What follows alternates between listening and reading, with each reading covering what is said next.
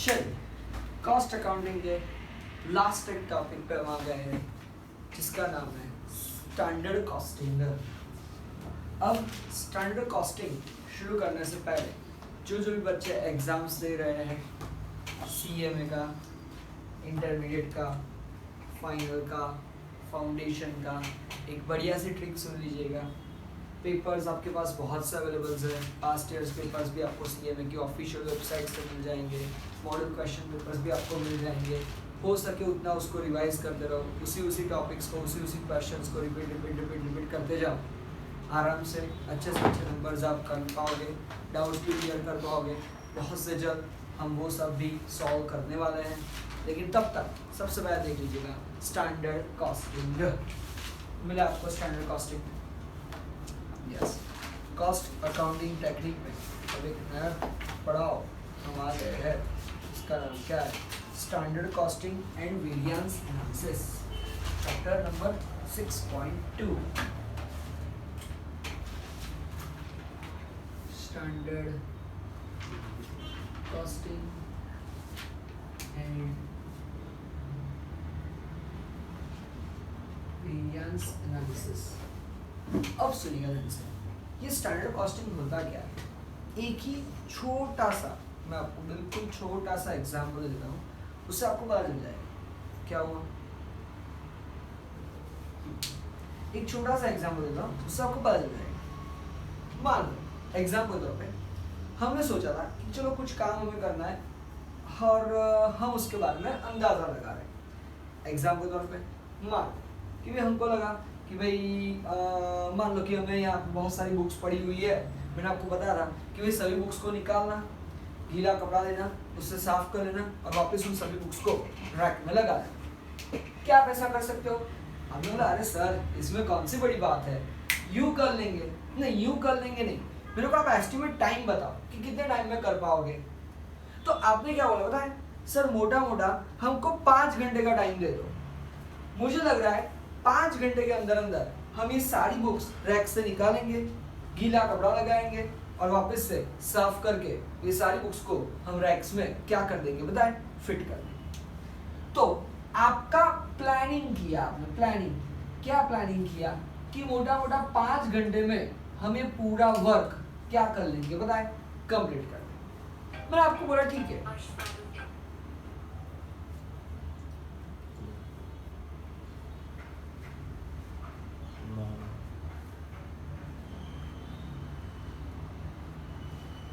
देखिए प्लानिंग, आपने प्लानिंग किया कि सर 5 घंटे हमको दीजिए, 5 घंटे में हम ये काम खत्म कर देंगे। अच्छा, अब आपने काम शुरू किया, बुक्स निकालते गए, साफ करते गए, वापस रखते गए, निकालते गए, साफ करते गए, वापस रखते गए, इधर उधर थोड़ा बहुत करते जब आपने उस चीज को एग्जीक्यूट किया, क्या किया? एग्जीक्यूट किया मतलब कि एक्चुअल में अप्लाई किया। जो आपने सब चीजें क्या की थी, प्लानिंग की थी, उसको आपने एक्चुअल में अप्लाई की। तब पता चला कि भाई आपको तो ये सब चीजें करते कितना टाइम लग गया बताएं? 8 घंटे लग गए। आपने कितना अंदाजा लगाया था कि भाई कितने टाइम में हम ये काम खत्म कर लेंगे? तो बोले 5 घंटों में काम खत्म कर देंगे। एक्चुअल में जब काम शुरू किया तब आपको कितने घंटे लगे इन सब चीजों को खत्म करने के लिए? 8 घंटे लगे। कितने का आपका डिफरेंस आया? कितने घंटे बढ़ गए? 3 घंटे। तो आपका डिफरेंस आया 3 घंटे। क्लोजिंग स्टेटमेंट सुन लीजिएगा ध्यान से। जितने का आपने प्लानिंग किया था उसको हम बोलते हैं स्टैंडर्ड कॉस्ट। जितने का हमने क्या किया था? प्लानिंग किया था, उसको हम क्या बोलेंगे? Standard cost. जितना आपने एग्जीक्यूट करने में टाइम लगा दिया, एक्चुअल कॉस्ट, उसको हम बोलेंगे एक्चुअल कॉस्ट। और जब हम स्टैंडर्ड कॉस्ट और एक्चुअल कॉस्ट का डिफरेंस निकालेंगे, उसको हम क्या बोलेंगे? वेरिएंसेस। ये वेरिएंसेस का मतलब क्या? वेरिएशंस। ये वेरिएशंस का मतलब क्या? डिफरेंस का मतलब क्या? कितना डेविएशन आया। ये डेविएशन आया मतलब क्या? आपने सोच के रखा था 5 घंटे में काम कर देंगे, कितने घंटों में काम खत्म हो पाया? 8 घंटों में काम खत्म हो गया। मतलब क्या? ये 3 घंटे आपके क्या लगे पता है, एक्स्ट्रा लगे। जितना आपने स्टैंडर्ड सोच के रखा था उससे कैसा आ गया पता है, ज्यादा आ गया। सो मोटा मोटा वो लोग हमको क्या बता रहे हैं, तो मोटा मोटा वो लोग हमको ये बता रहे हैं कि जब भी आप प्लानिंग करोगे तो उसको हम बोलेंगे स्टैंडर्ड कॉस्ट। जो एक्चुअल में आएगा एग्जीक्यूट करते वक्त, इंप्लीमेंट करते वक्त, उसको बोलेंगे एक्चुअल कॉस्ट। अच्छा, अगर ये स्टैंडर्ड कॉस्ट से एक्चुअल कॉस्ट कम आ गया तो मतलब कि स्टैंडर्ड कॉस्ट से एक्चुअल कॉस्ट कम आ गया, हमने सोचा था 5 घंटे, 4 घंटों में ही आपने काम खत्म कर दिया, फिर तो कोई दिक्कत ही कहाँ है।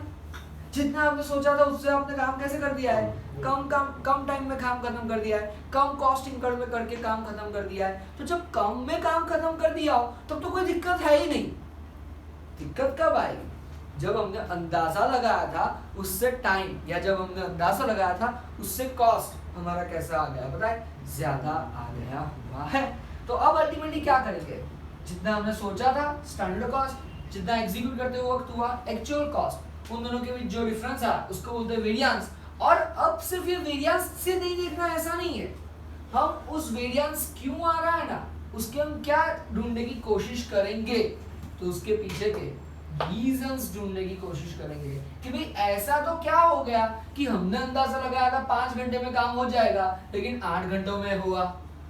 तो हम देखेंगे कि या तो भाई हमको रीजंस पता लगाएंगे, हो सकता है कि भाई बुक्स बहुत ज्यादा थी, या तो फिर हो सकता है कि भाई हमने बीच बीच में मोबाइल फोन चला दिया, फिर हो सकता है कि कहीं कहीं ना हमारा फोकस बिगड़ रहा था। मतलब क्या, इन पूरी चीज को जब हम स्टैंडर्ड कॉस्ट से एक्चुअल कॉस्ट को कंपेयर करते हैं, डिफरेंस निकालते हैं, उसको बोलते हैं वेरिएंसेस। और उस वेरिएंस के रीजंस क्या थे वो जब हम देखते हैं तो इस पूरे झमेले को हम क्या नाम दे देते हैं, इस पूरे चीज को हम दे देते हैं स्टैंडर्ड कॉस्टिंग।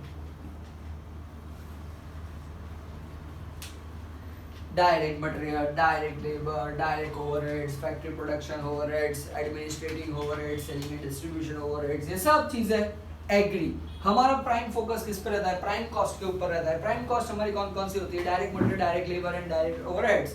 डायरेक्ट मटेरियल में बहुत सी बार ऐसा होता है कि भाई हम क्या करते हैं, तो हम आमतौर पे चीजें बनाने से पहले उसके लिए रॉ मटेरियल्स इकट्ठा करना पड़ता है, रॉ मटेरियल्स हम परचेस करने जाना होता है। जब रॉ मटेरियल्स हम परचेस करने के लिए जाते रहे होते हैं तब हमारे माइंड में क्या आता है कि भाई रॉ मटेरियल की प्राइस क्या होगी, हम मोटा मोटा अंदाजा लगा के चलते हैं कि भाई इतने तक की तो हमको मिल ही जाएगी। अब वो हमारा अंदाजा था, उसको हम बोलेंगे स्टैंडर्ड कॉस्ट।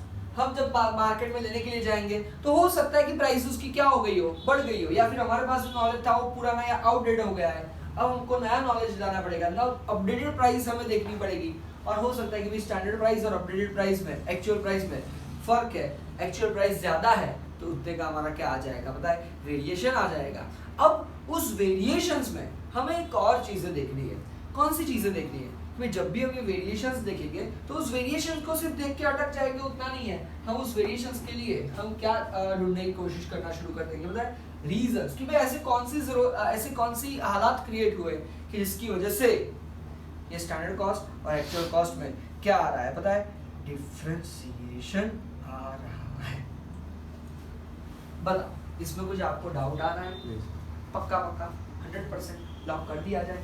स्टैंडर्ड कॉस्ट किसको बोलते हैं, तो वे स्टैंडर्ड कॉस्ट में वो लोग हमको बता रहे हैं कि वे standard cost is none other than, but आपको अच्छी डेफिनेशंस उन्होंने हमको बता के रखी हुई है, जिसमें वो लोग हमको सबसे पहले क्या बता रहे हैं, फटाफट से लिखते जाइए, हेडिंग दे दीजिए स्टैंडर्ड कॉस्ट।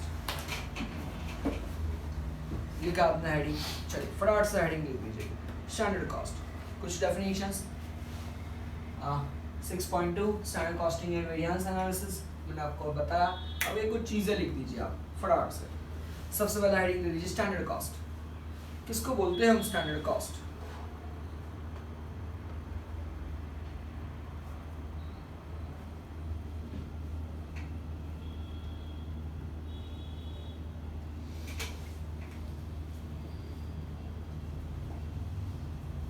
लिखिए सबसे पहले standard cost, predetermined cost.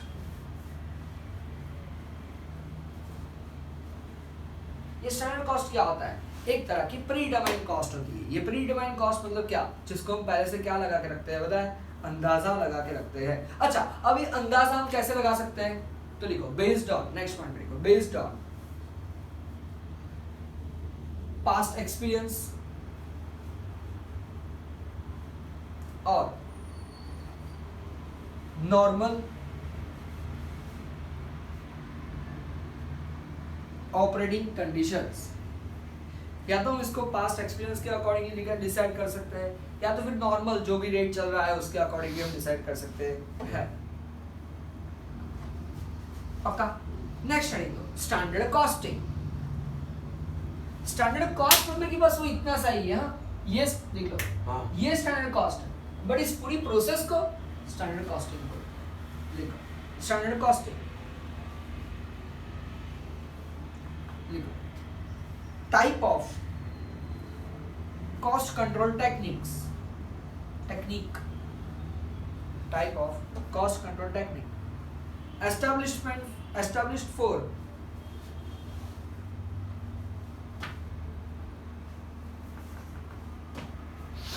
for find difference between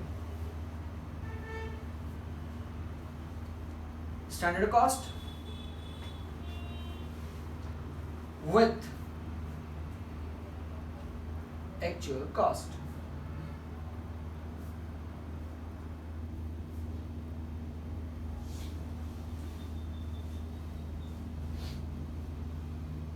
पक्का? नेक्स्ट है तो variance.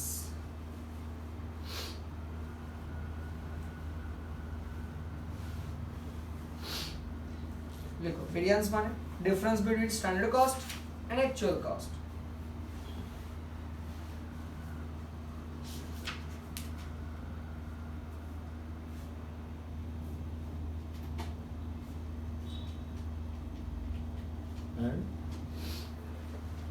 Standard cost and actual cost।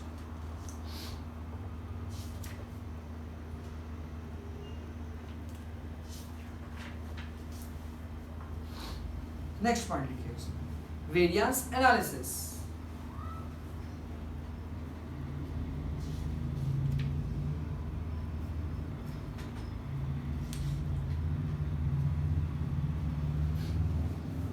लिखिए उसमें द प्रोसेस बाय विच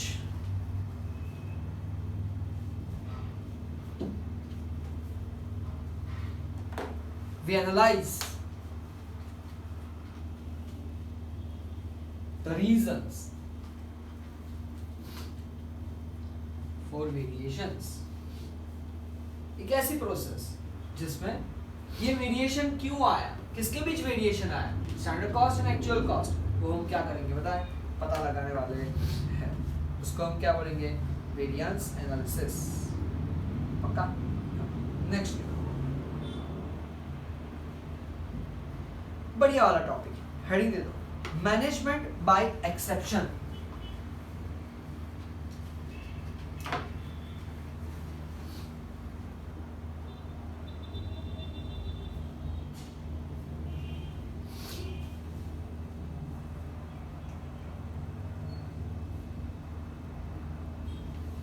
ये मैनेजमेंट बाय एक्सेप्शंस का मतलब क्या होता है? तो अब सुनिएगा मेरी बात को एक ध्यान से। ये वेरिएंस मतलब क्या होता है, ये वेरिएशन मतलब क्या होता है? तो भाई स्टैंडर्ड कॉस्ट और एक्चुअल कॉस्ट का क्या निकाल रहे हो, डिफरेंस।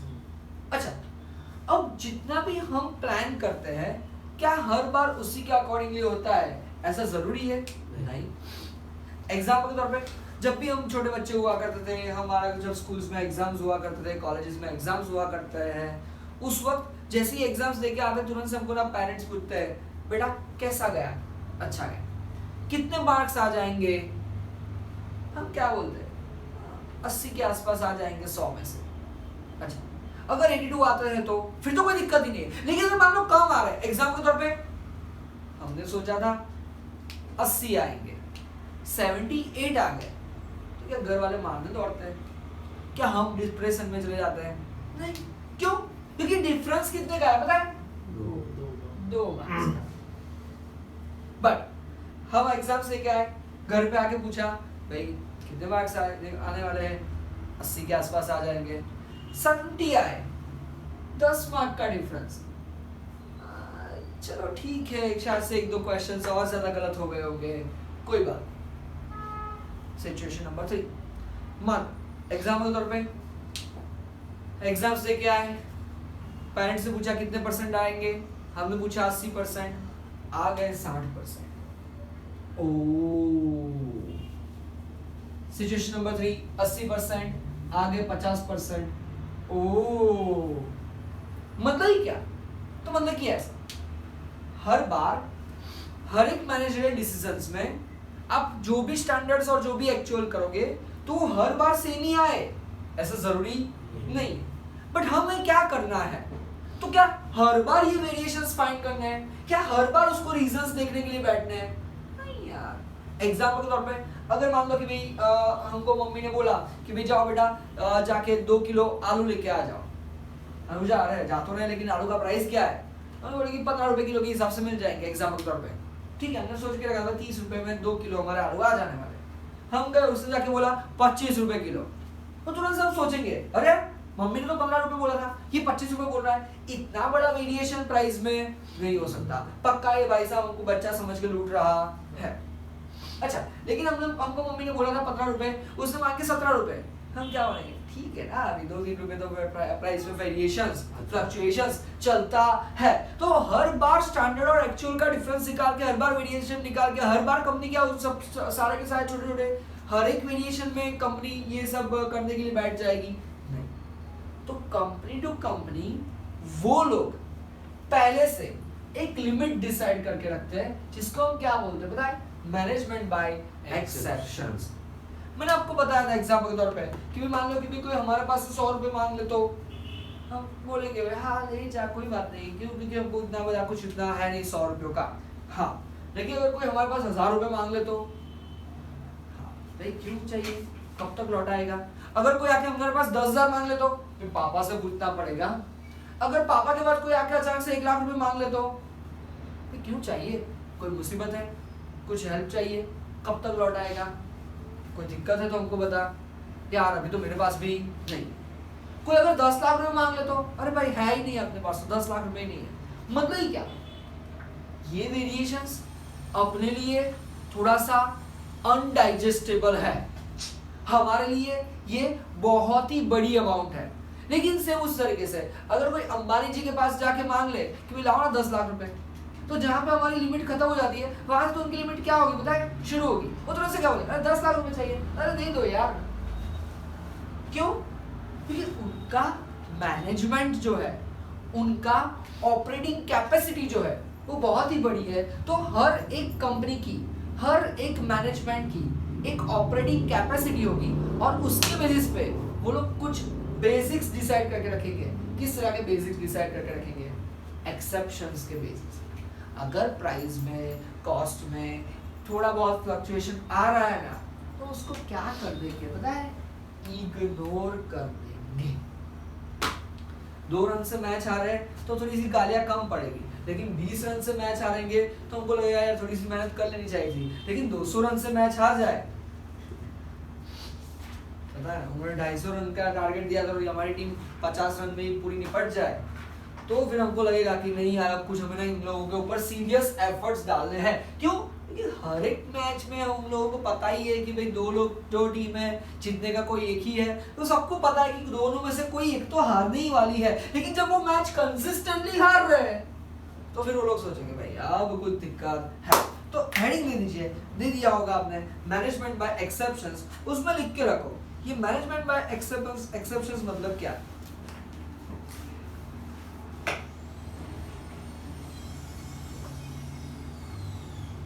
देखो उसमें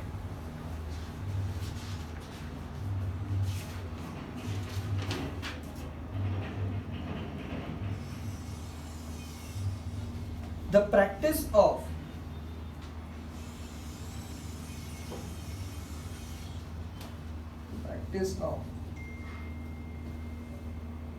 concentrating,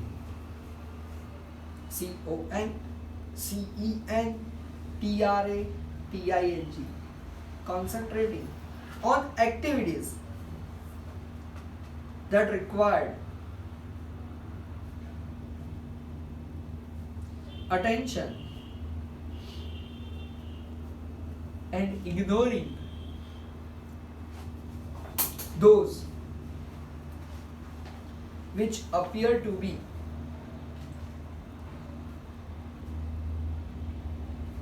conforming to exceptions.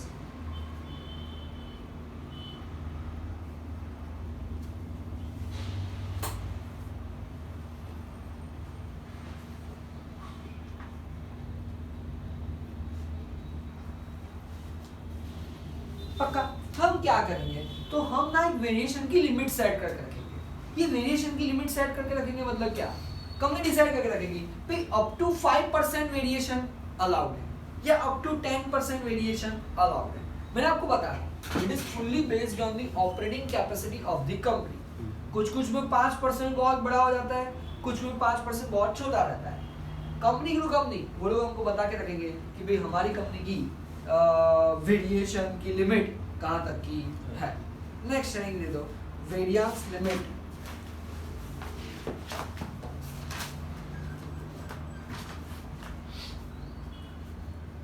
या स्लैश करके लिखिएगा टॉलरेंस लिमिट। ये टॉलरेट करना मतलब क्या, टॉलरेंस लिमिट मतलब क्या, इतना हम सह लेंगे, इतना हम चला लेंगे। हम क्या सोचेंगे, ठीक है भाई बड़ी कंपनी लेके बैठे हैं, थोड़ा बहुत तो ऊपर नीचे होने ही वाला है। मैंने आपको एग्जांपल दिया था कि बहुत से बार ना बड़ी बड़ी कंपनीज में ना वो लोग ऐसा करते हैं कि उनको भी पता होता है कि हमारा जो परचेस मैनेजर है ना वो हमारे सप्लायर्स के पास थोड़ा बहुत कमीशन ले ही रहा है।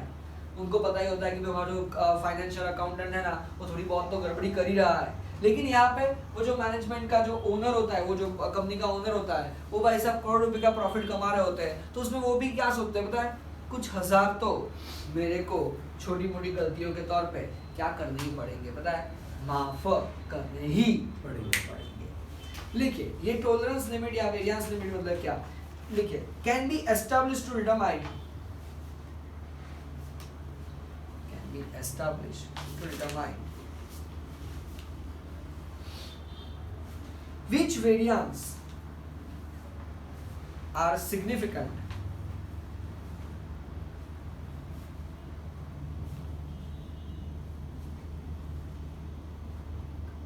and which want further analysis।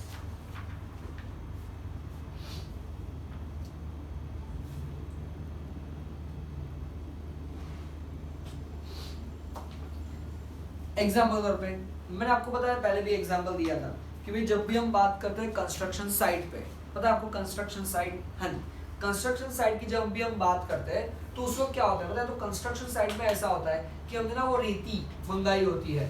अच्छा हम रेती किलो के हिसाब से मंगाते हैं, नहीं जी भाई पूरा ट्रक भेज देना, एक पूरी ट्रॉली भेज देना, उस तरीके से मंगवाते हैं। अच्छा वो लोग उसको क्या पूरा सील पैक करके लेते आते हैं, प्लास्टिक रैप करके, नहीं ट्रक में भर देते हैं, बस खुली होती है।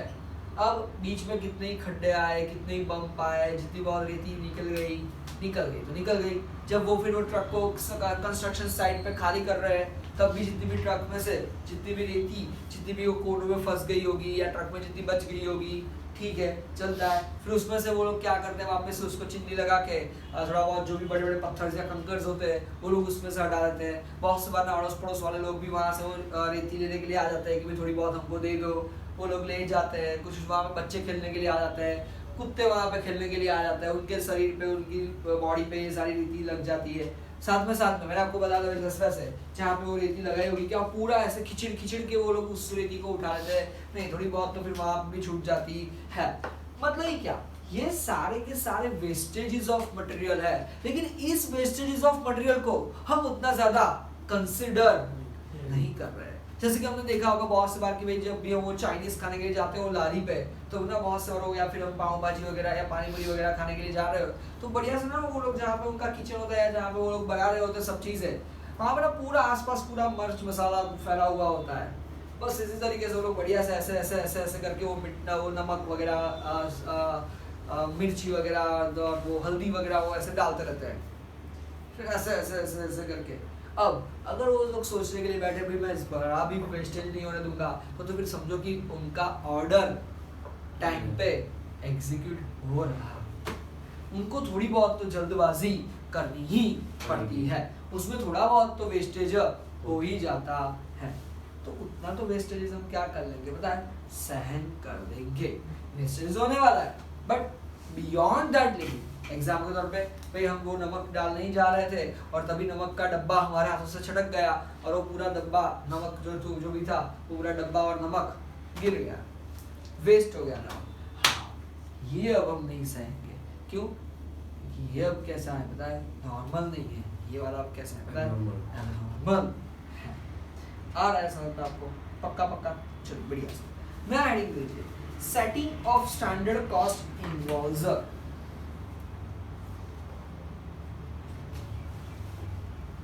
अब जब भी हम डिसाइड करेंगे स्टैंडर्ड कॉस्ट, तो स्टैंडर्ड कॉस्ट हम अंधाधुंध डिसाइड नहीं कर सकते। ये अंधाधुंध डिसाइड नहीं कर सकते मतलब क्या? तो भाई हमारे पास कुछ पास्ट एक्सपीरियंस होना चाहिए, हमारे पास कुछ ना कुछ ऐसे एक्सपर्टीज होनी चाहिए कि जिससे हम अंदाजा लगा पाए, या हमको थोड़ा बहुत मार्केट नॉलेज होना चाहिए जिससे हम अंदाजा लगा पाए कि भाई एक्चुअल में कितनी स्टैंडर्ड कॉस्ट डिसाइड हो सकती है। पता ना हमारे पास बहुत से ना हमारे ग्रुप में ऐसे फेंकू चंद होते ही होते हैं, जब भी हम कुछ भी बोलते हैं नहीं ये लाया, कितने में लाया? जितने में। अरे क्या यार, मेरे को एक बार बोल तो देता, मैं मेरे इसके वहां से ले जाता था, चाचा के वहां से ले जाता था, मामा के वहां से ले जाता था, मेरा दोस्ती है वही ये करता है। हर बार हम जो भी प्राइस बोलेंगे उनके पास उनसे कम रेट में और अच्छी क्वालिटी वाली चीज है हमेशा क्या रहती है पता है? अवेलेबल रहती है। फिर हम उनको बोलते हैं भाई मेरे को तो 2 लेना था, मैंने अभी 1 ही लाया, चल दूसरा तेरे वाले के वहां से लेते हैं। चलो पूछ लेता हूँ, वो अभी शायद बाहर होंगे, चलो बाद में पूछ लेंगे। अच्छा वही शायद से मैं बता रहा हूँ, शायद से पुरानी प्राइस होगी, अभी थोड़ी सी बढ़ गई होगी। मतलब ही क्या, हमें ऐसे फेंकू चंद या हमें ऐसे ही जिसे बोल सकते हैं कि तुक्के से ही हमें स्टैंडर्ड कॉस्ट डिसाइड करना है, ऐसा नहीं है। हमें स्टैंडर्ड कॉस्ट डिसाइड करते वक्त बहुत सी चीजें कंसिडर करनी है। कैसे? तो देखिए, first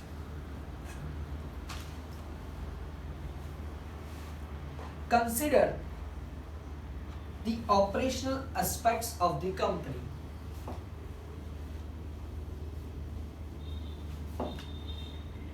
Like methods of product management,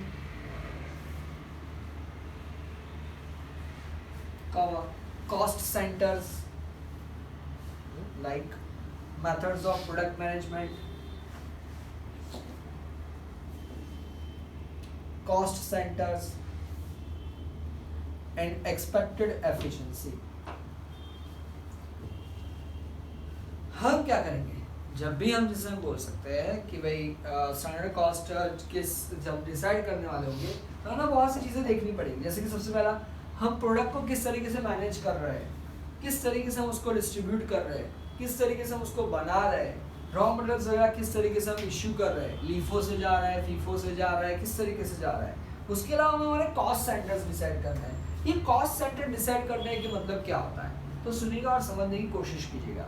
ये कॉस्ट सेंटर मतलब कि ऐसा कि भी हर बार कंपनी में कोई एक ऐसा डिपार्टमेंट होगा या कोई एक ऐसी एक्टिविटी होगी जिसमें सबसे ज्यादा क्या होने वाला है पता है? खर्चा होने वाला है। एग्जाम्पल के तौर पे अगर हम बात करें मॉल्स वगैरह या उन सब की, तो पता है वहां पे सबसे ज्यादा खर्चा किस पे जाता है पता है? मेंटेनेंस पे जाता है। हर 2 मिनट 5 मिनट 10 मिनट में आप देखिएगा इतनी सी भी धूल वहां पे नहीं होती है। हमको लगता है हम सुबह से आते हैं, एक दिन क्लास साफ किए, शाम तक तो वापस वहां पे मिट्टी चल जाती है। हाँ, लेकिन मॉल्स में कभी भी जाओ हमेशा इतनी फ्रेशनेस। कैसे? तो वो लोग सुबह से शाम एक बार झाड़ू पोछा करते हैं, ऐसा नहीं है। हर 10-15 मिनट के बाद वो लोग वहां पे एक क्लीनिंग स्टाफ, मेंटेनेंस स्टाफ रखा ही होता है, जिसकी वजह से वो लोग टाइम टू टाइम साफ सफाई करते हैं और एक्चुअल रिजल्ट उनको अच्छा मिल ही जाता है। अच्छा, उसके सामने हमें देखना पड़ेगा एक्सपेक्टेड एफिशिएंसी। या एक्सपेक्टेड एफिशिएंसी मतलब क्या? हमारे मशीन्स की, हमारे लेबर्स की, हमारे डिपार्टमेंट्स की, कि वे किस तरीके से वो लोग काम कर रहे हैं। दूसरा पॉइंट,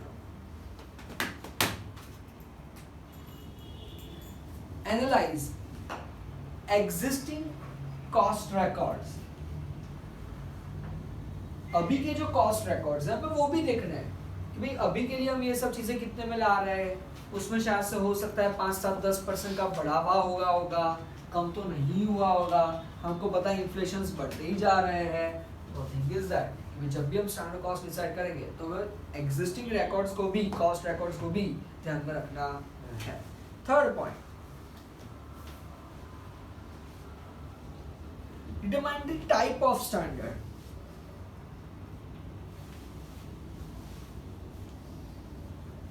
ये टाइप ऑफ स्टैंडर्ड मतलब कौन कौन सा होता है? तो देखो, like current, normal, basic,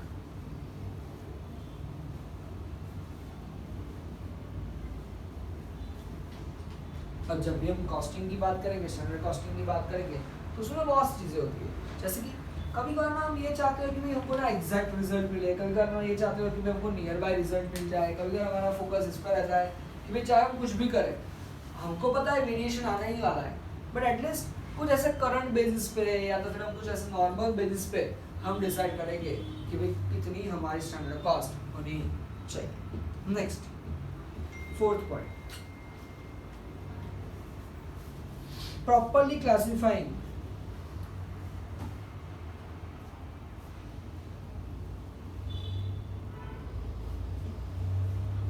accounts for variance determinants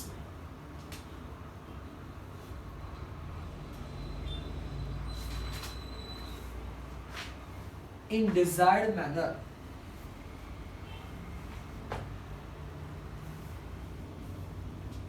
हमें क्या करना है? हमें प्रॉपरली आइडेंटिफाई करना है कि भाई किस तरीके से हम अलग अलग चीज़ें, अलग अलग स्टैंडर्ड कॉस्ट डिसाइड कर पाने वाले हैं। फिफ्थ,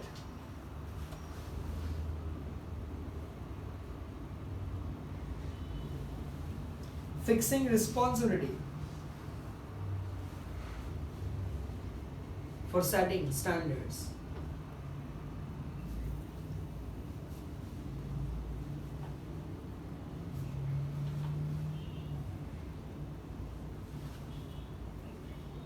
हमें रिस्पॉन्सिबिलिटी डिसाइड करनी है कि ये स्टैंडर्ड कॉस्ट कौन डिसाइड करेगा। हम किसी भी पर्सन को बोल नहीं सकते, हम इसके लिए उसी लोगों को अपॉइंट करेंगे जो उस फील्ड के क्या होंगे, पता है, एक्सपर्ट होंगे।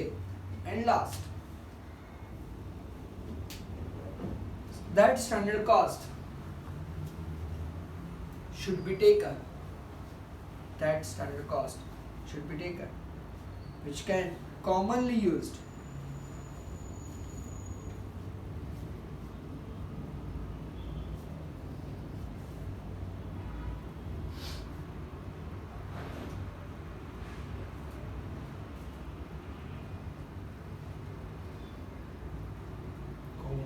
in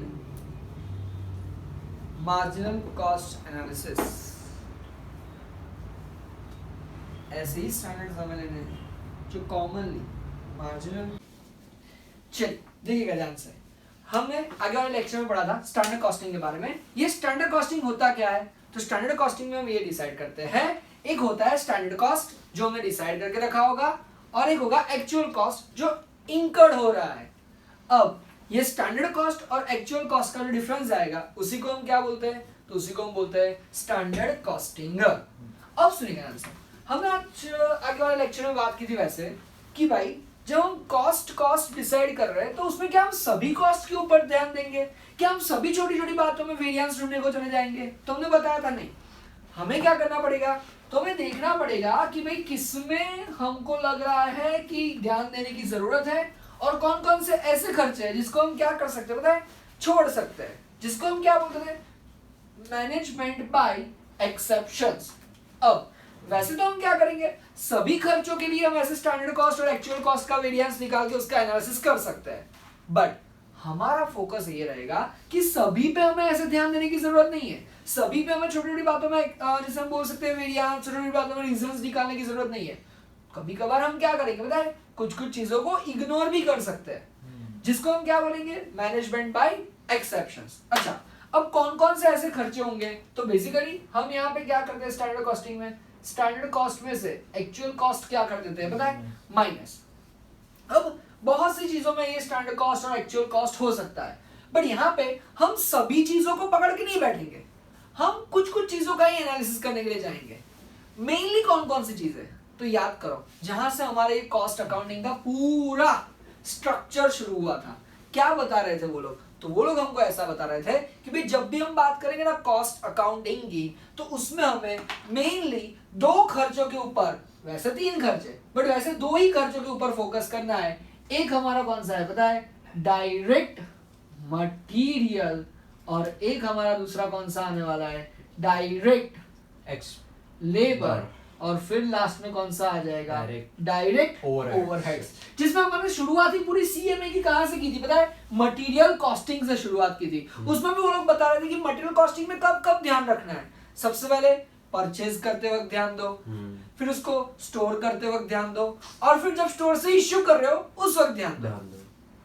इश्यू करते वक्त हमने वो फीफो लीफो नीफो सब कुछ देखा था। स्टोर करते वक्त एबीसी एनालिसिस, वेट एनालिसिस, वो सब हमने देखा था। परचेज करते वक्त हम क्या सोच रहे थे भाई कितनी क्वांटिटी परचेज करनी है, कितनी बार में हम रीऑर्डर प्लेस कर देंगे, मैक्सिमम क्वांटिटी कितनी मेंटेन रखनी है, मिनिमम क्वांटिटी कितनी रखनी है, कौन सा हमारा डेंजर लेवल होगा, डेंजर लेवल कि तब तक तुम्हें वापस से क्या करना है पता है? रीऑर्डर कर देना है या ऑर्डर प्लेस कर देना है, जिसको हम क्या बोलते हैं पता है? Economic order quantity. तो मतलब कि हम डायरेक्ट मटेरियल पे फोकस करेंगे और दूसरा किस पे फोकस करेंगे बताए? स्टैंडर्ड कॉस्टिंग में अभी के लिए इन 2 टॉपिक पे हम फोकस करने वाले हैं, जिसमें हम स्टैंडर्ड कॉस्टिंग में किसके बारे में बात करेंगे बताएं? तो सबसे पहले हम बात करेंगे मटेरियल कॉस्ट के वेरिएंस के बारे में। किसके बारे में बात करेंगे? मटेरियल कॉस्ट के वेरिएंस के बारे में। अच्छा, अब जब हम मटेरियल कॉस्ट के वेरिएंस के बारे में बात कर रहे होंगे, किसके बारे में बात कर रहे होंगे? मटेरियल कॉस्ट वेरिएंस के बारे में। तो वो हम कैसे ढूंढेंगे? तो वे standard cost minus actual cost. अब ये स्टैंडर्ड कॉस्ट और एक्चुअल कॉस्ट हम कैसे ढूंढ सकते हैं? तो भाई एक काम करो, स्टैंडर्ड कॉस्ट कैसे मिलेगी? तो भाई हमारी कुछ स्टैंडर्ड क्वांटिटी होगी, उसको हम स्टैंडर्ड प्राइस के साथ क्या कर देंगे बताए? मल्टीप्लाई। समझ रहे हो मैं क्या बताना चाह रहा हूं आपको? हम क्या करेंगे तो हम हमारी स्टैंडर्ड कॉस्ट को कैसे ढूंढेंगे? तो भाई standard quantity into standard price. अभी सर ये स्टैंडर्ड क्वांटिटी मतलब क्या? तो एग्जांपल के तौर पे अगर मान लो हमको कोई भी चीज बनानी है तो उसके लिए हमें अंदाजा लगाना है हमें कितनी क्वांटिटी बनानी है, मंगवानी पड़ेगी। एग्जांपल के तौर पे अगर मान लो घर पे 10 रोटीज बनानी है तो मम्मी को अंदाजा आ जाता है कि कितने किलो आटा या कितने ग्राम आटे की जरूरत पड़ने वाली है। वही हमारी बोली जाएगी स्टैंडर्ड क्वांटिटी जो हम अंदाजा लगा रहे हैं। अच्छा, आटे की मार्केट में प्राइस कितनी चल रही है? अंदाजे से 1 किलो का 100 रुपया। तो इसको हम क्या बोलेंगे? Standard price. डाउटी बोलो, डाउटी नहीं ओके। उसमें से हम एक्चुअल कॉस्ट, ये एक्चुअल कॉस्ट कैसे मिलेगी? Actual quantity multiply by actual price. Easy पक्का। तो ये मटेरियल कॉस्ट वेरिएंस हम सबसे पहले क्या ढूंढेंगे? तो मटेरियल कॉस्ट वेरिएंस के लिए हम सबसे पहले ढूंढेंगे SQ minus SQ into SP, मतलब कि हमको मिल जाएगा स्टैंडर्ड कॉस्ट, उसमें से AQ इंटू AP, मतलब कि हमारा एवरेज एक्चुअल कॉस्ट क्या कर देंगे बताए? माइनस। अच्छा, अब जो हम कॉस्ट वेरिएंस ढूंढने जा रहे हैं ना, क्या ढूंढने जा रहे हैं? कॉस्ट वेरिएंस ढूंढने जा रहे हैं। वापस से क्या ढूंढने जा रहे हैं? Cost variance. किसका कॉस्ट वेरिएंस ढूंढ रहे हैं हम? मटेरियल का। तो मटेरियल में वेरिएशन क्यों आ सकता है? 2 चीजों की वजह से आ सकता है। एक, या तो मटेरियल की प्राइस में वेरिएशन आ गया होगा, सही बात है कि नहीं है? अब ये एक्चुअल कॉस्ट और ये स्टैंडर्ड कॉस्ट, उन दोनों में डिफरेंस क्यों आ सकता है? तो हो सकता है कि हमको लग रहा था कि मार्केट प्राइस थोड़ी बहुत नीची होगी, कम होगी, बट मार्केट कॉस्ट क्या दी आ गई? ज्यादा। तो या तो प्राइस की वजह से वेरिएशन आ सकता है, या तो फिर किसकी वजह से वेरिएशन आ सकता है? Material usage variance. बस यही 2 रीजन है। ये मटेरियल यूजेज वेरिएंस मतलब क्या? हमको लगा था 10 किलो जाएगा, गया 12 किलो, तो जब क्वांटिटी में बात करेंगे उसको बोलेंगे यूसेज का वेरिएंस। हमको लगा था आलू 15 रुपए किलो मिल जाएंगे, मिल गए 20 रुपए किलो में, तो ये डिफरेंस प्राइस वेरिएंस की वजह से। अच्छा, अब ये मटेरियल प्राइस वेरिएंस हम कैसे ढूंढेंगे? तो बढ़िया सी एक फॉर्मूला देके रखी हुई है। प्राइस का हमें वेरिएशन ढूंढना है तो हम उसमें क्या करेंगे? SP में से AP standard price minus actual price minus कर देंगे। अच्छा, बट उसको हमें मल्टीप्लाई करना पड़ेगा। किससे मल्टीप्लाई करूं? एक्चुअल क्वांटिटी से। क्यों मैं एक्चुअल क्वांटिटी से मल्टीप्लाई करूंगा? क्योंकि मैंने कितनी क्वांटिटी का अंदाजा लगाया था उसको मारो गोली। कितनी एक्चुअल में यूज हुई 12 किलो। हमें उसी को देखना है। एक स्टैंडर्ड एग्जांपल ले लेते हैं ताकि आपको ये सब चीजें और ज्यादा अच्छे तरीके से क्या हो जाए पता है, क्लियर हो जाए। एक बढ़िया वाला एग्जांपल लेते हैं। किस वाला एग्जांपल लेते हैं? मान लो, हाँ बढ़िया वाला, अच्छा हाँ, मान लो एग्जांपल के तौर पे हमें क्या बनाना है, हमें रोटियां बनानी है। एग्जांपल के तौर पे वही हम एग्जांपल कंटिन्यू करते हैं। मान लो हमें 10 रोटी बनानी है। 10 रोटी बनाने के लिए हमने क्या सोचा भाई, एक काम करते हैं, हम लगाते हैं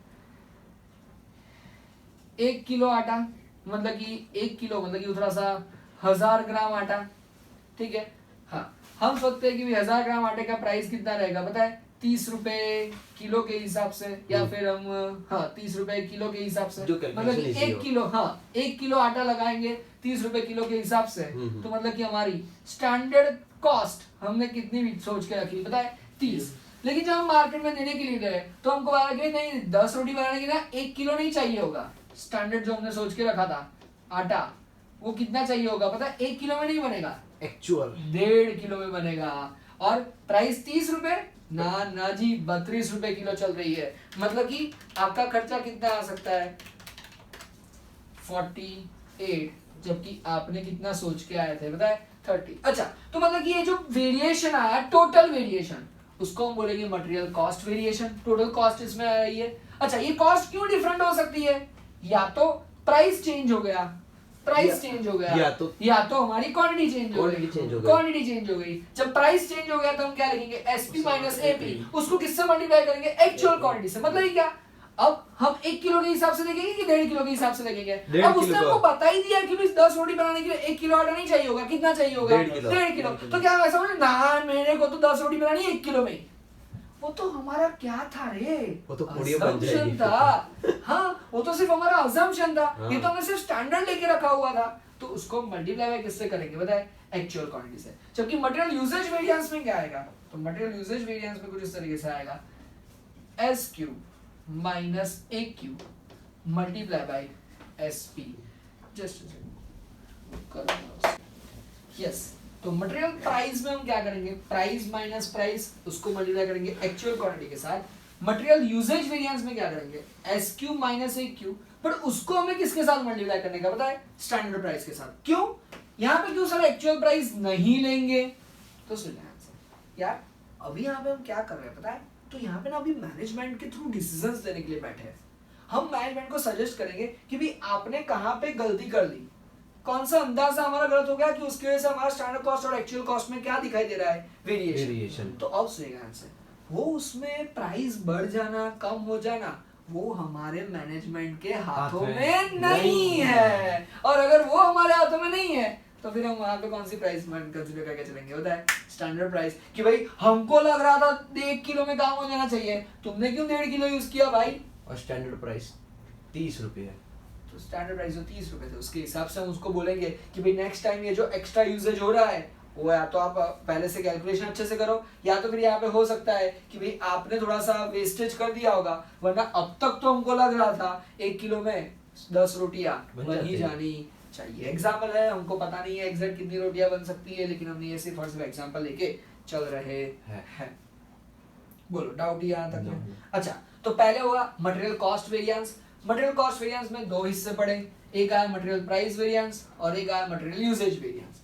प्राइस में हम क्या करेंगे, SP minus AP multiply by A Q, S Q minus A Q multiply by S P. अच्छा, अब सुनिएगा मेरी बात को ध्यान से, एक और चीज लास्ट कंक्लूजन। अब जब हम बात करेंगे मटेरियल यूजेज वेरिएंस की, तो ये मटेरियल यूजेज वेरिएंस में हम फर्दर 2 पार्ट्स कर सकते हैं। एक हमारा आएगा मटेरियल मिक्स वेरिएंस और एक हमारा आएगा मटेरियल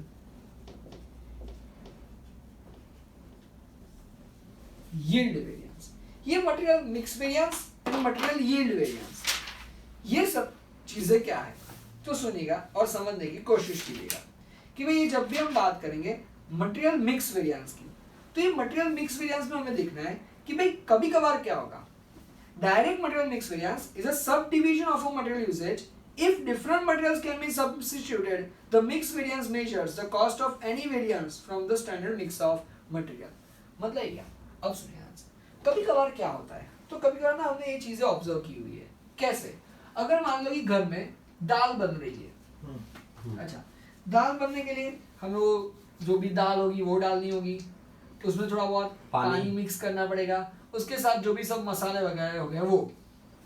अब कभी कभार क्या होगा, तो जब भी हम यूसेज की बात कर रहे होंगे ना, तो कई बार हम ये सोच सकते हैं कि जैसे हमने वो पता है वो पढ़ा था कि भाई कुछ कुछ चीजें हमें खुद खरीदनी चाहिए, या कुछ कुछ चीजें हमें रेडीमेड नहीं, कुछ कुछ चीजें रेडीमेड खरीद लेनी चाहिए, या कुछ कुछ चीजें हमें खुद बनानी चाहिए। वैसे ही कभी कभार क्या होगा पता है, मान लो कि दो या तीन चीजें मिलके एक फाइनल प्रोडक्ट बना रहे हैं। अब कभी कभार ऐसा हो सकता है कि हम किसी एक चीज की क्वांटिटी कम कर दे और किसी दूसरे चीज की क्वांटिटी बढ़ा दे, तो भी हमको जो एक्चुअल आउटपुट चाहिए उतना ही मिलेगा, सेम रॉ मटेरियल से मिल सकता है। तो इसको बोलते हैं मटेरियल मिक्स वेरिएंस, जहां पे हम क्या करेंगे, कोशिश करके देखेंगे। क्या? मान लो एग्जांपल के तौर पे हम प्रोडक्ट एक्स बनाना चाहते हैं। प्रोडक्ट एक्स बनाने के लिए हम 3 मटेरियल यूज करते हैं, ए बी सी। अगर मान लो कि हमें हमारा यूसेज सेम रखना है या फिर हमें हमारा कॉस्ट सेम रखना है, तो हम कई बार क्या सोचेंगे, अगर ए महंगा है तो एक काम करो, थोड़ा सा बी का प्रोपोर्शन बढ़ा दो और ए का प्रोपोर्शन को फिर उसके साथ क्या कर दो, पता है, कम कर दो या बैलेंस कर दो। जैसे कि अब बहुत सी बार ऐसा होता है कि हम रेस्टोरेंट्स वगैरह में खाना खाने के लिए जाते हैं, तो वहाँ पे ना वो लोग हमको शुरुआत में ही वो ऑनियन कांदा हो गया, या तो फिर वो नींबू हो गया, या फिर वो पुदीने की चटनी हो गई, या तो फिर वो मिर्च हो गई, वो कभी कभार टमाटर हो गया, वो लोग हमको ना ऐसे ही कॉम्प्लीमेंट्री दे देते सैलाड के तौर पे, भाई शुरुआत में करो तब तक खाना बन रहा है। अच्छा, मान लो जब टमाटर महंगे हो जाते हैं ना, तो वो लोग टमाटर की क्वांटिटी क्या कर देते हैं, बताए, कम कर देते हैं। मान लो कोई कांदे महंगे हो जाते हैं ना, ऑनियन महंगे हो जाते हैं ना, तो वो लोग ऑनियन की क्वांटिटी कम कर देते हैं, टोमेटो ज्यादा दे देते हैं। मतलब क्या, हमें मटेरियल मिक्स वेरिएंस में क्या करना है बताएं, देखना है। क्या? अगर मान लो कि दाल बनानी थी, दाल कम पड़ गई है, चलो एक काम कर दो, थोड़ा सा पानी और ऐड करके देख लो, थोड़ा सा मिर्च मसाला डाल दो, फिर भी हमारा काम तो हो ही जाने वाला है। तो ये मटेरियल मिक्स वेरिएंस में हम क्या करेंगे, तो मटेरियल मिक्स वेरिएंस में हम करने वाले हैं RSQ minus AQ into SV। अब जुड़िएगा और समझने की बहुत अच्छे से कोशिश कीजिएगा। RSQ minus AQ multiply by SP, material yield variance. Yield मतलब क्या, हमको जितना अर्न किया, हमको जितना मिला। SQ minus RSQ multiply by SP। अब सुनिएगा, ये RSQ का सीधा साधा मतलब क्या है, तो ये RSQ का सीधा साधा मतलब है रिवाइज्ड स्टैंडर्ड क्वांटिटी। ये रिवाइज्ड स्टैंडर्ड क्वांटिटी मतलब क्या, हमने अंदाजा जितना लगाया था उतना तो हुआ नहीं है, चलो एक काम करते हैं, हम वापस से एक बार अंदाजा लगा के देखते हैं कि क्या उस तरीके से हो पा रहा है यार। फिर से अंदाजा लगाना। हाँ, स्टैंडर्ड क्वांटिटी फिर से रही पक्का। तो अब रिवाइज स्टैंडर्ड क्वांटिटी को हम जब एक्चुअल क्वांटिटी से क्या कर देंगे बताएं, माइनस, तो हमको जब उस जो मिलेगा उससे हमें स्टैंडर्ड प्राइस के साथ क्या कर देना है बताएं, मल्टीप्लाई कर देना है।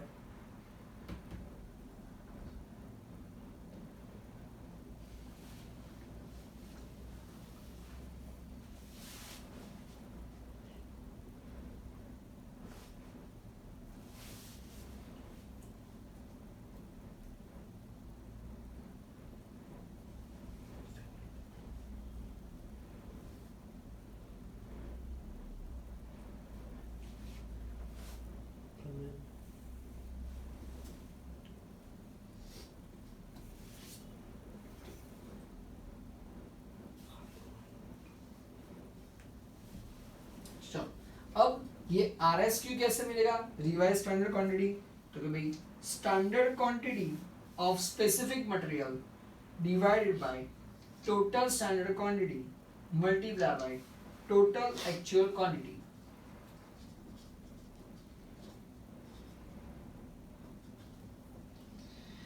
कैसे करेंगे ये, किस तरीके से आएगा, एक बढ़िया वाला हम सम देखते हैं, तो आपको सारी चीजें अच्छे से अच्छी तरीके से समझ में आ जाएगी। एक चीज हमेशा याद रखना, सर हम यहाँ पे क्यों स्टैंडर्ड में से एक्चुअल माइनस करते हैं, तो सुनो ध्यान से, जब हम स्टैंडर्ड कॉस्ट में से एक्चुअल कॉस्ट माइनस करेंगे, तो माइनस मान एग्जांपल के तौर पे स्टैंडर्ड कॉस्ट हमने अज्यूम करके रखा था 10,000, हाँ। अगर एक्चुअल कॉस्ट हमने अज्यूम करके रखा, सॉरी एक्चुअल कॉस्ट आया 8,000, तो बहुत अच्छा है। तो 2,000 का हमारा क्या हो गया पता है, फायदा। फेवरेबल स्टैंडर्ड कॉस्टिंग आ गया। चलो अच्छी बात है। अच्छा लेकिन हमने स्टैंडर्ड अज्यूम करके रखा था 10,000, एक्चुअल कॉस्ट हमारी हो गई 11,000, तो ये 1,000 हमारा कैसा रिजल्ट आया बताए, अनफेवरेबल रिजल्ट आया। अब सुनिए आंसर, हम क्या हर बार ये मान के चलेंगे कि भाई हमारा घाटा ही होना चाहिए, नहीं, लॉस ही होगा? नहीं। हम हर बार क्या एक्चुअल कॉस्ट हम ये मान के Price चलेंगे कि कम कमी ही हो। सकती है। हाँ, तो इसीलिए हमें यहाँ पे एक चीज ध्यान में रखनी है कि हम हमेशा स्टैंडर्ड कॉस्ट में से ही एक्चुअल कॉस्ट को क्या करेंगे पता है, माइनस। पहली चीज। दूसरी चीज, आज जब हमने सबसे पहले शुरुआत में पढ़ा था तो उसमें भी उन लोगों ने यही बताया था क्या, कि भाई जब भी हम देखेंगे तो हमारी शुरुआत कहाँ से होगी पता है, प्लानिंग से। हम पहले अंदाजा लगाएंगे कि हमारा लग रहा है कि इतना स्टैंडर्ड कॉस्ट आ सकता है, फिर उस अंदाजे को हम क्या करने वाले पता है, एग्जीक्यूट करने वाले, तब जाके हमको क्या मिलने वाला है, एक्चुअल मिलने वाला है। तो हम सबसे पहले स्टैंडर्ड फाइंड करेंगे, उसमें से एक्चुअल को माइनस करेंगे, फिर जो हमको मिलेगा उसको हम क्या बोलते वाले पता है, वेरिएंस बोलने वाले। आ रहा है समझ में? पक्का लिख लो पहले ये फॉर्मूलास।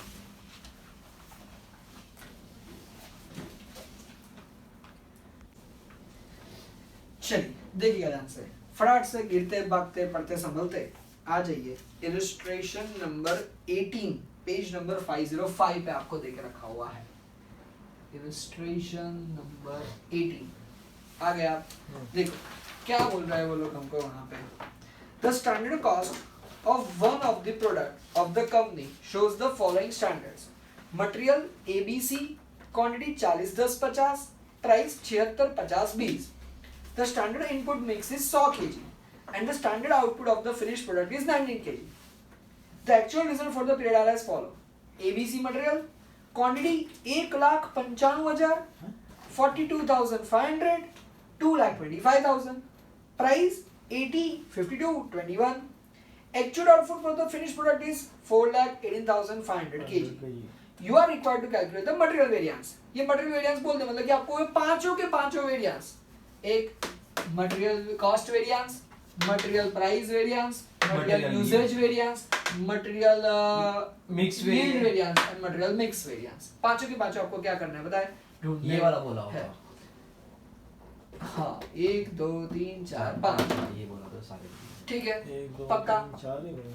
ये पहला ये है ना 1 2 3 4 5 ओके ओके पक्का। और वो दोनों के नीचे ढूंढने के लिए आपको वापस RSQ भी ढूंढना पड़ेगा। चलिए यहाँ पे बता क्या रहा है वो पहले समझ लेते हैं। तो देखो यहाँ पे ना हमको अलग अलग मटेरियल्स देके रखा हुआ है। चलो कितने मटेरियल्स देके रखे हुए हैं, A B और C। बोलो इसमें कुछ डाउट आपको? नहीं सर।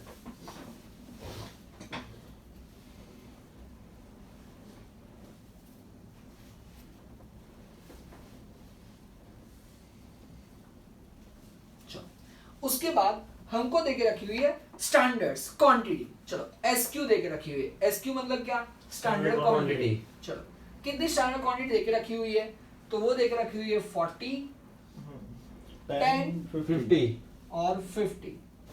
तो चलो टोटल हमारी स्टैंडर्ड क्वांटिटी कितनी हो गई, तो टोटल हमारी स्टैंडर्ड क्वांटिटी हो गई 40 और 10 50 100। अच्छा फिर उसके बगल में हमको क्या देके रखा हुआ है, प्राइस। वो भी कौन सी प्राइस पता है, स्टैंडर्ड प्राइस। कितने कितने देके रखी हुई है, 76 50 76 50 एंड 20 146। नहीं उसका टोटल नहीं करना होता प्राइस का। हाँ अब देखो ध्यान से और समझने की कोशिश करो। हमको क्या पता, the standard input mix is 100 kg। हाँ देखा स्टैंडर्ड इनपुट मिक्स तो कितना हुआ हमारा 100 kg। लेकिन the standard output of the finish product कितना आया पता है, 90। मतलब कि हमने टोटल स्टैंडर्ड क्वांटिटी मटेरियल का कितना लगाया पता है, 100 kg लगाया। बट उसमें से हमको स्टैंडर्ड क्वांटिटी ऑफ आउटपुट कितना मिला पता है, 90 kg का मिला। मतलब क्या हुआ पता है, यहाँ पे 10 kg का कहीं ना कहीं क्या हो गया होगा पता है, लॉस। माने के कहीं ना कहीं वेस्टेज हो गया होगा। अब हो जाता है, हमको ही पता है थोड़ा बहुत तो वेस्टेज चलता रहता है। तो इस वेस्टेज का परसेंटेज कितना हुआ, तो जितना मटेरियल डालेंगे मोटा मोटा उसका 10% हमारा क्या हो जाने वाला पता है, वेस्ट हो ही जाने वाला है, नॉर्मल है। डाउटी नहीं, नहीं। कैसे पता चला? अभी तो सिर्फ स्टैंडर्ड वाला ही देख रहे थे। 100 क्वांटिटी मटेरियल डाले लेकिन हमको मिला कितना, तो उन्होंने बोल के रखा है 90 kg मिला, मतलब कि 10 kg का, मतलब कि 10 kg का हमारा क्या हो गया वेस्टेज। मतलब कि अगर परसेंटेज देखने जाए तो कितने होंगे, तो 100 के 10 मतलब कि 10% का हमारा नॉर्मल वेस्टेज आ रहा है। ओके, अब उसके सामने हमको ना एक्चुअल क्वांटिटी देके रखी हुई है। कितनी देके रखी हुई है actual quantity?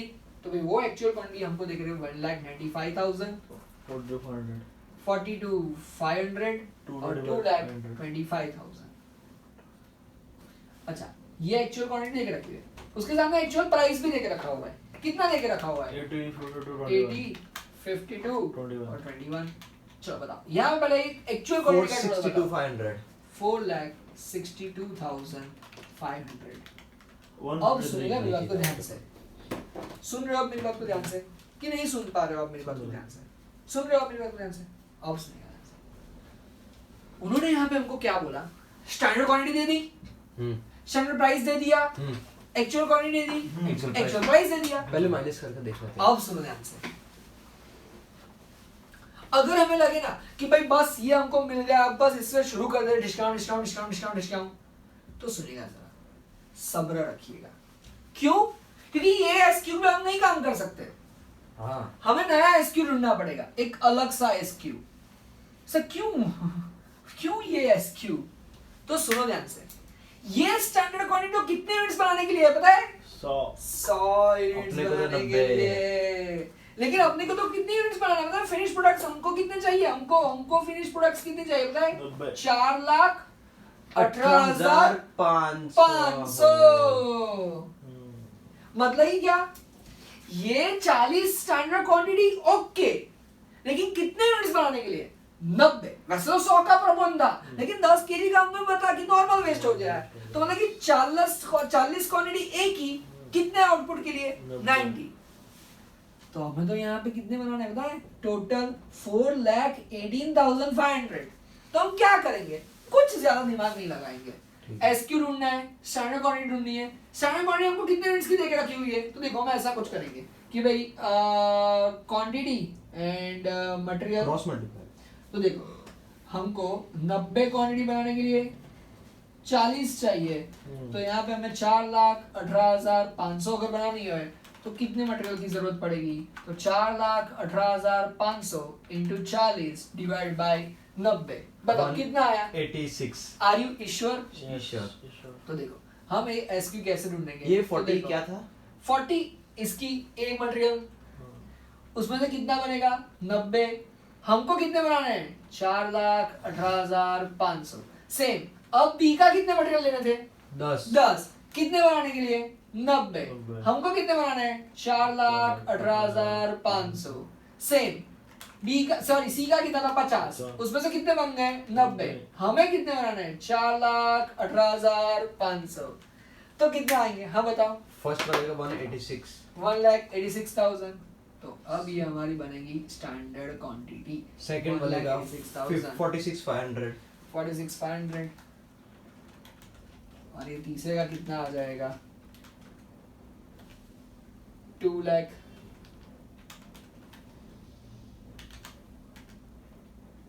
To three to 499। मतलब कि 232,500। Yes sir. हाँ 232,500। इसका पक्का? टोटल। हाँ अब करो करो करो। क्वांटिटी क्या करने का ढूंढो?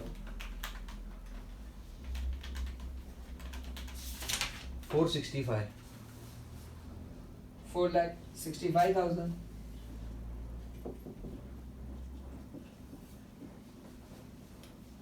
पक्का?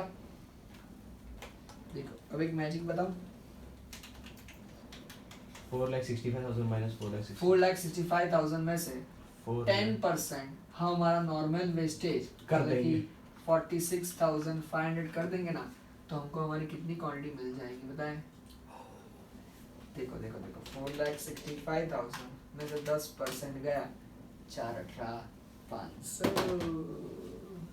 मतलब क्या? मटेरियल टोटल लगा होगा 4,65 का, लेकिन आउटपुट कितना मिल रहा है? 4,18,500 का। याद तो करो, वहां पे तो वही हुआ था, मटेरियल हमने 100 का लगाया था, लेकिन आउटपुट कितना निकल के आया था? 90 का। 10% का क्या हो गया था? लॉस। वही चीज यहाँ पे होगी। अरे होगी ही ना, होगी, क्योंकि होगी। एसक्यू हम एसक्यू से ही तो बना रहे हैं।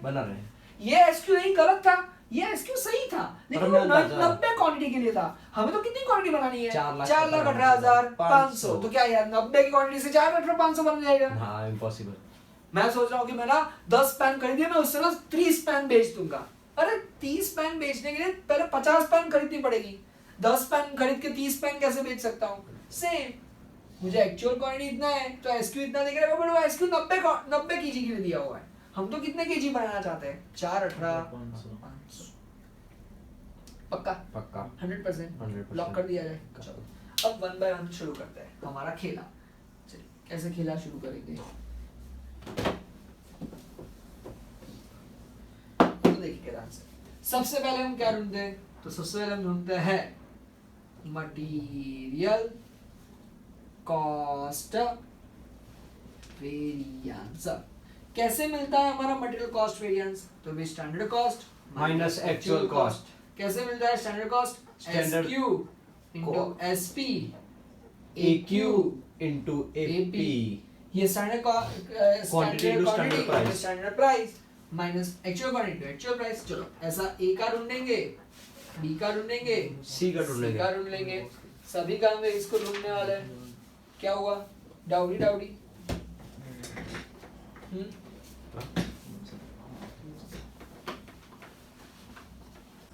Standard cost minus actual cost.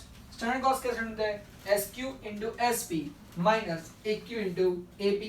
चलो स्टैंडर्ड क्वांटिटी हमारी कितनी? सर ये लो। अरे नहीं नहीं, यार, अब भूल जाओ उसको। ये अब उसको भूल जाओ। अब हमें किसने ले लिया होता है? 1,86,000 मल्टीप्लाई बाय स्टैंडर्ड प्राइस कितनी है? 80। 76 हाँ, माइनस sorry। एक्चुअल क्वांटिटी कितनी? 1,95,000 इनटू एक्चुअल प्राइस कितनी? 80 इज इक्वल्स टू, चलो 186 इनटू 76 माइनस 195 इनटू 80। पूरा का बताओ कि नहीं सीधा ही बता दो, कोई बात नहीं। ये चलो। बहुत बड़ा हो जाएगा। हाँ ठीक है, तो देखो आपको पता है कैसे करते हैं? हाँ हाँ हाँ। तो देखो हमको ना ऐसे करने का 1,86,000 into 76। चलो बताओ कोई बात नहीं। 141 36 000 195 into 80 156 00 000 minus 141 36 14,64,000। चलो अब एक्चुअल हमारा आने वाला है 1,56,00,000, लेकिन स्टैंडर्ड हमने कितना अज्यूम करा था? 1,41,36,000। मतलब कि एक्चुअल ज्यादा आया कि कम आया? ज्यादा आया ऑफ कोर्स। तो ये हमारा क्या अनफेवरेबल। बोला जाएगा? एडवर्स या तो फिर अनफेवरेबल, UF। ठीक है पक्का? सेकंड। डाउटी? नहीं नहीं। ओके सेकंड देखते हैं। बी क्या बोल रहे हैं वो लोग? तो देखो हमारा 46,500 multiply by 50 minus 42,500 multiply by 52। बताओ पहले का टोटल कितना है? 2325। हाँ 23,25,000 22,10,000। 22,10,000। बताओ कितना बचा? 1,15,000। 1,15,000। ओह। बताओ एक्चुअल ज्यादा आया कि स्टैंडर्ड ज्यादा आया? स्टैंडर्ड ज्यादा आया। तो ये हमारा क्या हो गया पता है? Favorable। तो यहाँ पे हम लिख देंगे F। Duty duty. No. Good. सी का देखो, सी का क्या बोल रहे हैं वो लोग? 2,32,500 multiply by 20 minus 2,25,000 multiply by 21 232,500 into 20 46,500 और 50,000। हाँ 46,50,000 47,25।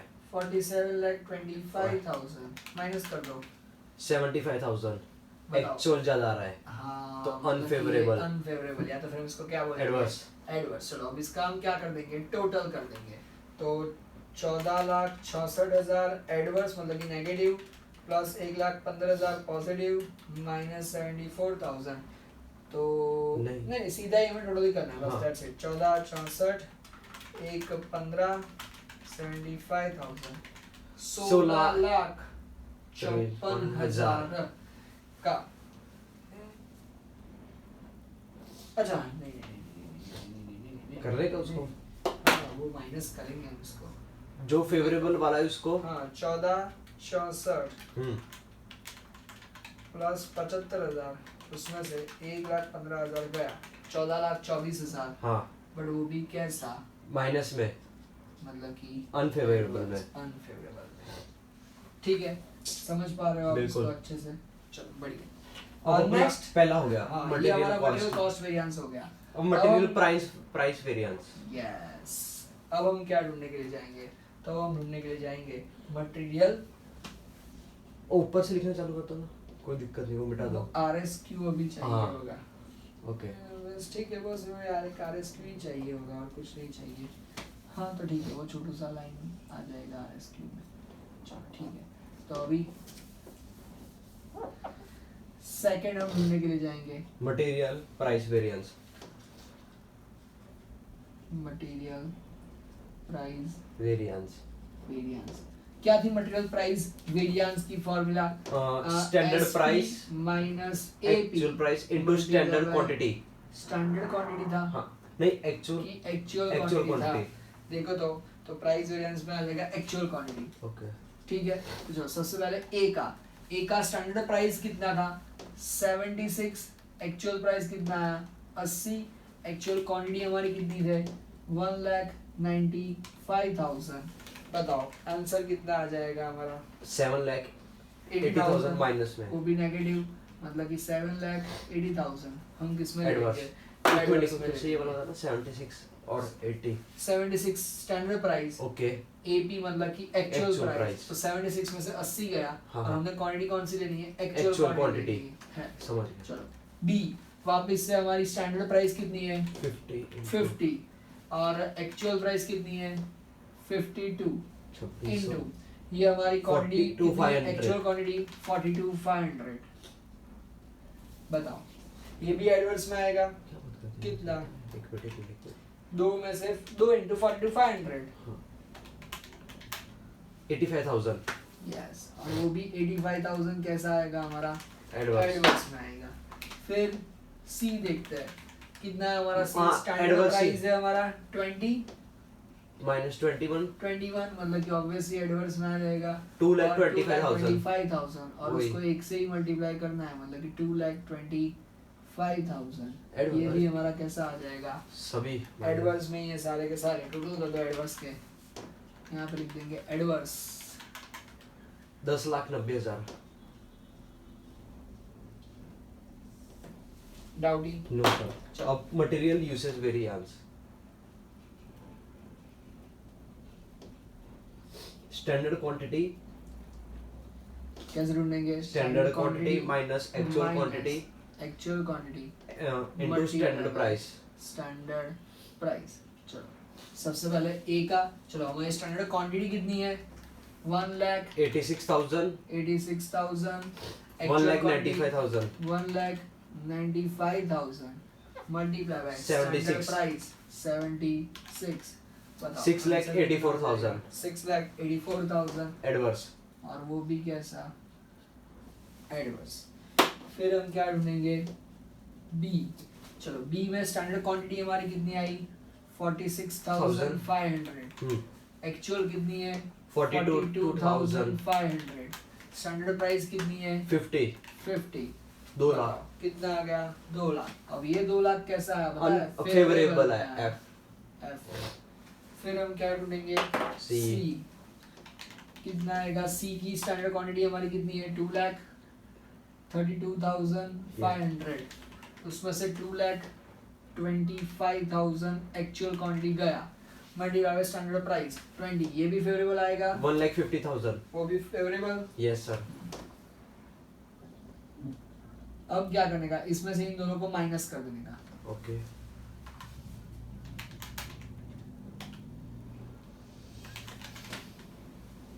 $2,98,000 6,84,000 minus 2 lakh minus 1,50,000 3,34,000 3,34,000 और वो भी कैसा Adverse। एडवर्स अब फिर लेंगे ये मटेरियल लेने के मिक्स बाद- variance fourth material mix variance mix variance अच्छा कैसे ढूंढते हैं reverse standard quantity revise standard quantity और actual quantity minus, Multiply by- हाँ नहीं minus minus actual quantity into SP standard price. अब उसके लिए हमें क्या ढूंढनी पड़ेगी? तो उसके लिए हमें आरएसक्यू ढूंढनी पड़ेगी। ये आरएसक्यू मतलब क्या? Revised standard Standard quantity. quantity। ये रिवाइज्ड स्टैंडर्ड क्वांटिटी हम कैसे ढूंढते हैं? तो सबकी एसक्यू लेने की, हाँ स्टैंडर्ड क्वांटिटी लेने की, डिवाइडेड उस बाय स्टैंडर्ड क्वांटिटी को हमें किससे टोटल डिवाइड कर स्टैंडर्ड देगा? बताएं। क्वांटिटी। टोटल स्टैंडर्ड क्वांटिटी, और उसको हम क्या कर देंगे? Multiply by total actual quantity. Quantity. समझ आ रहा है? एक सेकंड को पॉज कर रहा हूं। अच्छा देखिए, देखो ध्यान से। तो आरएसक्यू मतलब कि रिवाइज स्टैंडर्ड क्वांटिटी कैसे मिलेगा? तो revise standard quantity is equals to SQ upon TSQ multiply by TAQ. अब ये हमको कैसे मिलेगा? देखो ए का सबसे पहले लिखेंगे एसक्यू। ए का देखो हम सबके आरएसक्यू ढूंढ रहे हैं, कैसे ढूंढेंगे? SQ upon TSQ multiply by TAQ. Yes अब सबसे पहले ए का स्टैंडर्ड क्वांटिटी कितना था? 1 lakh 1,86,000 divide by total standard quantity 4,65,000। 4 lakh नहीं सॉरी वैसे उसका भी ढूंढ सकते हैं, ऐसे भी कर सकते हैं। टोटल स्टैंडर्ड इधर इधर हाँ करते हैं, देखो ना एक बार देखते हैं। स्टैंडर्ड क्वांटिटी हमारा कितना है? 1,86,000। 1,86,000। Total standard quantity 4,64,000। Total actual quantity कितनी आई? 4,62,500। बताओ कितना है आपका आंसर? बताओ बताओ बताओ बताओ बताओ। 1,70,000। 1,70,000। 1,85,000। देखो 1,86,000 मल्टीप्लाई बाय 4,62,500 डिवाइड बाय 4,65,000 1,85,000। समझे? Yes sir. Yes sir. अब तो यहाँ पे मैं लिख दूंगा 1,85,000। फिर बी का देख लो, बी का वो लोग क्या बता रहे हैं? एस क्यू कितना? 46,500 डिवाइड बाय 4,65,000 4,62,500। उसको तो हम वैसे का वैसे ही लिख देंगे 46250। 46,250। और फिर सी का कितना आ जाएगा? तो सी का है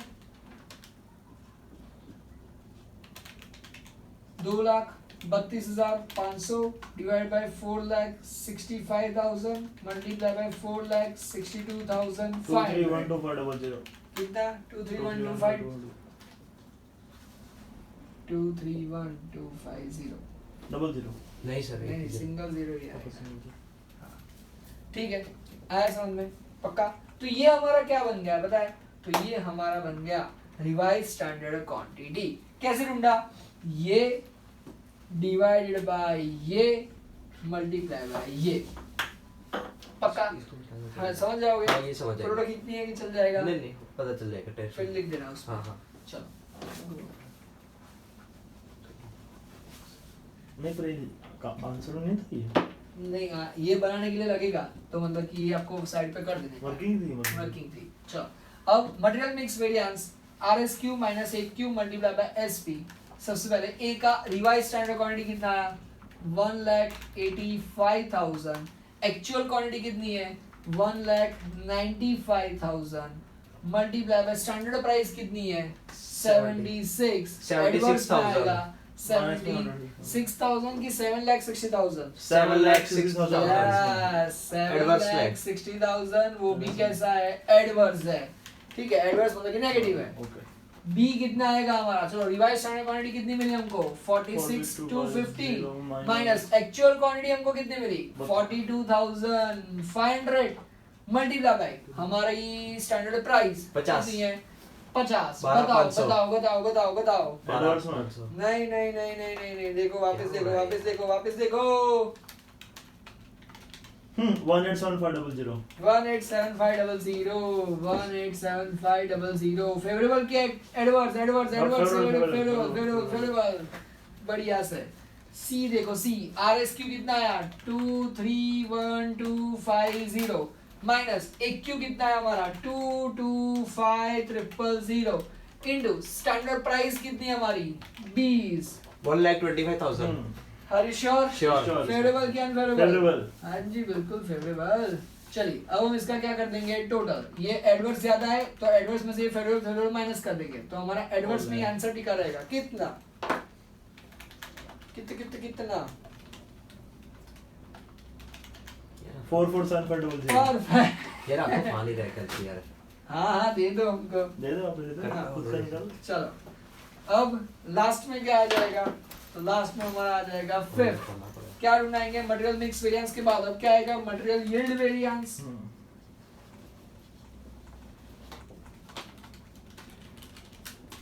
कैसे ढूंढेंगे मटेरियल यील्ड वेरिएंस? कैसे ढूंढेंगे? Standard quantity minus revised standard quantity multiply by standard price. बढ़िया से। चलो ए सबसे पहले SQ SQ SQ SQ SQ ये रहा कितना था एसक्यू? SQ 186 186 186 माइनस आरएसक्यू कितना 185 एसपी एसपी एसपी 76 बताओ बताओ बताओ बताओ बताओ बताओ Favorable. 76,000 फेवरेबल। और वो भी कैसा फेवरेबल। क्या बात है, बढ़िया बात है, यही बात है। चलो एसक्यू कितना एसक्यू 46,500 रिवाइज्ड एसक्यू कितना 46,250। अरे बाप रे ये भी फेवरेबल आ गया। स्टैंडर्ड 12,500 प्राइस कितनी है 50 कितना आया 12,500 12,500 वो भी फेवरेबल। फेवरेबल। चलो बढ़िया ढूंढ रहे हो आप तो। सी कितना आएगा एसक्यू देखो स्टैंडर्ड क्वांटिटी कितनी 232,500 माइनस आरएसक्यू कितना है 25,000 1250 और स्टैंडर्ड प्राइस कितनी है 20। बताओ कितना आया 25,000 फेवरेबल। बताओ फेवरेबल आया फेवरेबल। फेवरेबल। क्या बात है, बताओ टोटल फेवरेबल का बता दो। टोटल फेवरेबल का 1,13,500। 35,500 13,000 नहीं है। क्या है? 1,13,500 35,000 पक्का पक्का इजी इजी Easy. समझ में आ रहा है। हमको जब भी वो लोग बोलेंगे तो हमें सिर्फ और सिर्फ यही 5 चीजें मटेरियल को लेके ढूंढ के दे देनी है। बस ये फॉर्मूला है आपको याद रखनी है। किस तरीके से हमने ये एसक्यू फाइंड किया वो थोड़ा सा देखिएगा, किस तरीके से हमने आरएसक्यू फाइंड किया Easy था। वो थोड़ा सा देखिएगा। बाकी कोई दिक्कत की बात नहीं है। फुल फ्लेज वो लोग ये आपको क्वेश्चन पूछ easy लेते था। हैं। मजे करो। मुझे ही कहो। हाँ देखिए वापस किस तरीके से बता रहे हैं तो देखो वापस से एक बार। सबसे पहले मटेरियल कॉस्ट वेरिएंस फॉर्मूला क्या थी SQ into SP minus AQ into SP। SQ हमारा सबसे पहले ABC तीनों का लेने का, ये भी ABC तीनों का, ये भी ABC तीनों का, ये भी ABC तीनों का, ये भी ABC तीनों का, क्योंकि 3 मटेरियल्स हम यहाँ पे क्या कर रहे हैं यूज कर रहे हैं। सबसे पहले A का स्टैंडर्ड क्वांटिटी हमने ढूंढ निकाला 186 इंटू स्टैंडर्ड प्राइस 186 इंटू 76 में से AQ actual quantity 1,95,000 actual price 80 minus करो तो कितना आ जाएगा 14,64,000। वो भी नेगेटिव में आएगा तो उसको एडवर्स लिख देंगे। फिर ऐसे ही B का SQ into SP minus AQ into AP। B का स्टैंडर्ड क्वांटिटी कितना है 46,500 और स्टैंडर्ड प्राइस 42,500 स्टैंडर्ड प्राइस 50 उसमें से एक्चुअल क्वांटिटी तो एक्चुअल क्वांटिटी हमारी कितनी है 42,500 और एक्चुअल प्राइस कितनी है 52 माइनस करेंगे तो 1,15,000 फेवरेबल। ये हमको मिल जाएगा मटेरियल कॉस्ट वेरिएंस। वैसे हम ढूंढेंगे मटेरियल प्राइस वेरिएंस। क्या थी formula SP minus AP multiply by AQ। चलो SP हमारी कितनी है स्टैंडर्ड प्राइस 76 एक्चुअल प्राइस कितनी है 80 तो 76 में 80 गया 4 और एक्चुअल क्वांटिटी हमारी कितनी थी 1,95,000 तो 4 इंटू 1,95,000 बट 4 हमारा नेगेटिव था तो ये 780 हमारा किसमें आ जाएगा एडवर्स नेगेटिव में आ जाएगा। B हमारा कितना है तो SP B की SP कितनी है 50 और B की एक्चुअल प्राइस कितनी है 52 मतलब कि -2 को हम एक्चुअल क्वांटिटी के साथ मल्टीप्लाई कर देंगे 42,500 को -2 85,000 वो भी एडवर्स में आ जाएगा। कॉस्ट C की अगर हम देखने जाए तो C की हमारी स्टैंडर्ड प्राइस कितनी सोची थी हमने 20 लेकिन एक्चुअल प्राइस कितनी निकाली 21 -1 और उसकी हमारी एक्चुअल क्वांटिटी कितनी थी 2,25,000 तो 2,25,000 इंटू -1 तो 2,25,000 माइनस में बट एडवर्स में आ जाएगा। टोटल कर देंगे material usage variance SQ minus AQ into SP तीनों के लगा देंगे। मटेरियल मिक्स वेरिएंस RSQ वो तो मैंने आपको बताया किस तरीके से होता है SQ upon TSQ multiply by TAQ। ये TSQ मतलब क्या था TSQ और TEQ दोनों क्या था? हाँ तो ये TSQ मतलब कि टोटल स्टैंडर्ड क्वांटिटी। ये SQ है उसका टोटल कर देंगे 1 2 3 का टोटल तो 4,65,000 वो हमारा TSQ और TAQ मतलब क्या एक्चुअल क्वांटिटी उसका टोटल कर देंगे 4,65,500। इसको इससे डिवाइड करो, SQ इससे को- मल्टीप्लाई करो, इसको इससे डिवाइड करो, इससे मल्टीप्लाई करो, इसको इससे डिवाइड करो, सॉरी सॉरी नहीं हाँ वही हाँ, इसको इससे मल्टीप्लाई करो, डिवाइड divide करो, इससे मल्टीप्लाई multiply करो, इसको इससे डिवाइड करो, इससे मल्टीप्लाई करो, इसको इससे डिवाइड करो, इससे मल्टीप्लाई करो, तो हमको ये मिलती जाएगी। ठीक। आ रहा है समझ में? हम्म। पक्का पक्का देख। Thank you. बस कैलकुलेशन ही ना स्टैट्स नहीं करते हाँ हाँ। बस फॉर्मूले रखना